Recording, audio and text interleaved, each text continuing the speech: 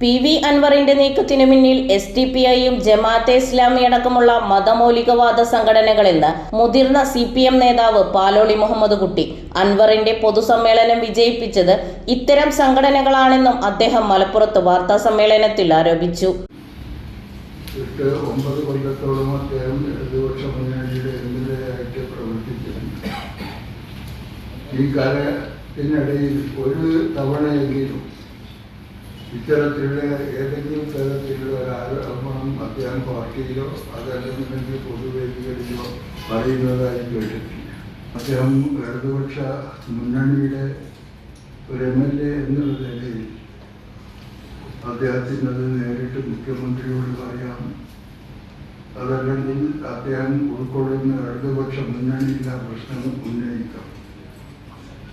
ഇതൊന്നുമില്ലാതെ പരസ്യമായിട്ടുള്ള പത്രപ്രസ്താവനയാണ് ആദ്യമായി അദ്ദേഹത്തിൽ നിന്നുണ്ടായത്.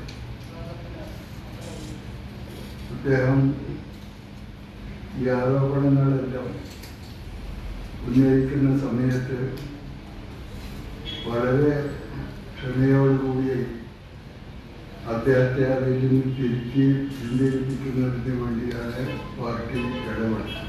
നാട്ടിൽ ഭിന്നിപ്പുണ്ടാക്കി നേട്ടം കൊയ്യുകയാണ് ഇവരുടെ ലക്ഷ്യം. CPM മതന്യൂനപക്ഷങ്ങൾക്കെതിരെയാണെന്ന് വരുത്തി തീർക്കാനാണ് ഇവർ ശ്രമിക്കുന്നത്. ഇത് മലപ്പുറം ജില്ലയിൽ വിജയിക്കില്ലെന്നും പാലോളി മുഹമ്മദ് കുട്ടി. CPM നേതാക്കളെ വർഗീയവാദികളായി ചിത്രീകരിക്കാനുള്ള PV അൻവറിന്റെ ശ്രമം വിലപ്പോകില്ലെന്നും അദ്ദേഹം പറഞ്ഞു. ന്യൂനപക്ഷങ്ങളെ പാർട്ടിയിൽ നിന്നും അകറ്റാൻ ലക്ഷ്യമിട്ടുള്ള നിഗൂഢ നീക്കമാണ് അൻവർ നടത്തുന്നത്. രാഷ്ട്രീയ ആരോപണങ്ങൾക്ക് മറുപടി പറയുന്നതിനു പകരം വർഗീയത പറയാനാണ് അൻവർ ശ്രമിക്കുന്നത്. നിലമ്പൂർ മേഖലയിലെ ക്രിസ്ത്യൻ ന്യൂനപക്ഷങ്ങളെ പാർട്ടിക്ക് എതിരാക്കാനുള്ള ബുദ്ധിയാണ് വില കുറഞ്ഞ ആരോപണത്തിന് പിന്നിൽ. നിലമ്പൂരിൽ തന്നെ തോൽപ്പിക്കാൻ ജില്ലാ സെക്രട്ടറി ശ്രമിച്ചെന്ന ആരോപണം അങ്ങേയറ്റം ബാലിശമാണ്. 2 തെരഞ്ഞെടുപ്പിലും അൻവറിന്റെ വിജയത്തിന് ചുക്കാൻ പിടിച്ചയാളാണ് ജില്ലാ സെക്രട്ടറി.